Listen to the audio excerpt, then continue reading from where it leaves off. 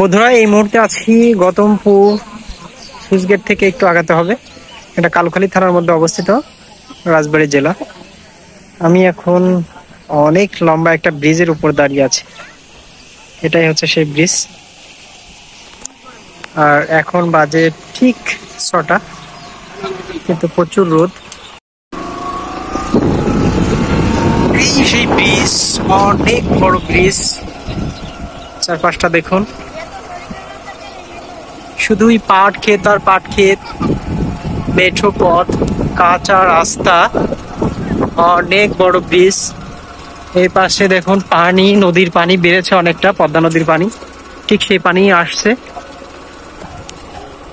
রাস্তার দুধারে শুধুই পাট আর পাট, পাটের সমারোহ।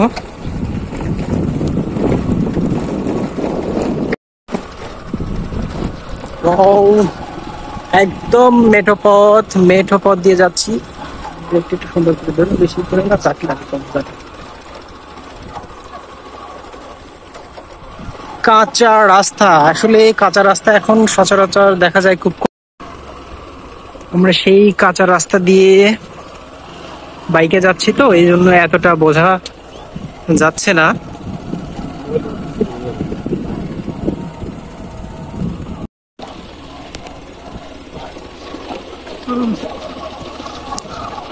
মেঘাচ্ছন্ন আকাশ, বর্ষাকাল, থই থই পানি, যেদিকে তাকাই পানি আর পানি। আমরা যাব সামনে পদ্মা নদীতে যাব, কারণ পদ্মায় অনেক পানি বেড়েছে, পানি দেখতে যাব। সুন্দর একটা মনোরম পরিবেশ, বাঁশবাগান, অনেক সুন্দর বাঁশবাগান। এই দেখেন মেঘটা, ওয়াও, মনে হচ্ছে মেঘ ভাসছে। আমি একটু জুম করে দেখাই, ভাষা মেঘ, অনেক সুন্দর লাগছে। এটা মেঘের গোড়ার অংশ। এই দেখেন মেঘ, মনে হচ্ছে আমি মেঘের উপর ক্যামেরাটা ধরেছি, একদম মেঘের উপর ভাসছে মেঘ। বাই দ্য ওয়ে, যাই হোক, আবার ক্যামেরাটা ধরলাম।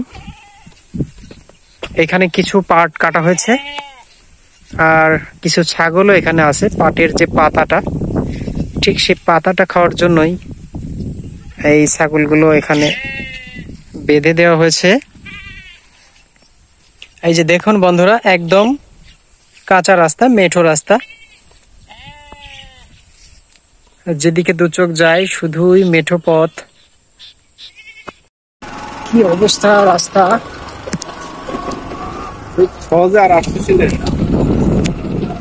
কাঁচা রাস্তা তো, এই কারণে কাদা হয়েছে অনেকটা।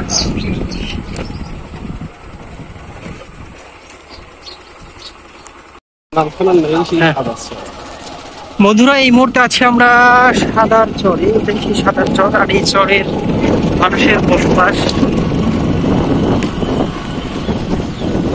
সবাই চরের মানুষ। খ্যারের পালা, ধান থেকে যে খড় হয় সেটাই হচ্ছে এই খ্যার, আর খ্যারের পালা দিয়েছে।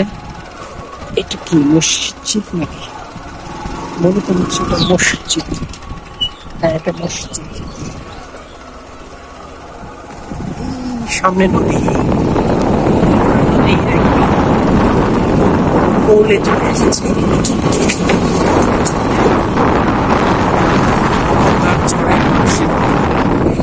দোকান, এদের জীবন লাইফটা যে কত কঠিন। ও পদ্মা চলে এসেছে, ওয়াও, সো সুইট।